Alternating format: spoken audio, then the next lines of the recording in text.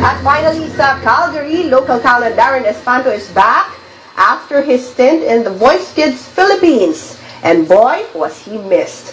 Kuya Ivana tells us more.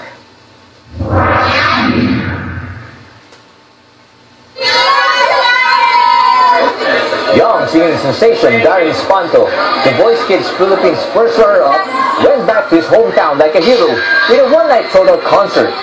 Darren addicts of all ages came to watch their idol perform. Of course, in-admire namin siya dahil sa sobrang humility and kindness, and of course, super talented. Simula nung nandito pa si Darren sa Calgary, sa Northeast, nakikita ko na sa C3 niyan. Kaya simula nung pumunta sa Pilipinas yan at sumali sa Voice, kaya ang idol ko na yan simula sa Con. Kaya Darren, nandito ako para sa'yo. Woo! Low lead!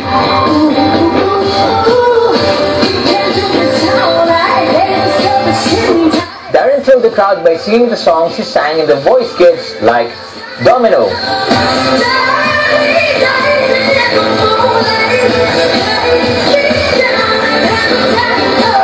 One Moment at a Time,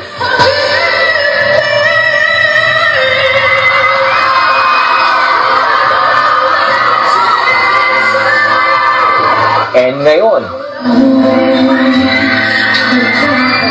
Darren says his stint at The Voice Kids was a life-changing experience. The experience I had on The Voice was amazing kasi po, not everyone can have the same experience that I did. At not every 13-year-old boy actually po. Darren and his family are thankful for all the fan support since his journey in last year's YTV's The Next Star at The Voice Kids Philippines this year. I'd like to thank them po because their support is incredible, they're amazing.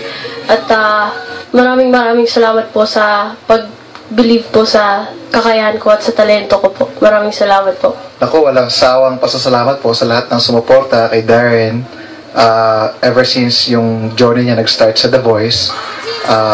He is so blessed na napakaraming tao talaga nagmahal, sumuporta. Despite na hindi siya nanalo, ipakita niya yung kakayanan niya, yung talento niya. Darren's fans are all excited. They can't wait for the next phase in his singing career. Kuya Ivano, ABS-CBN News, Calgary.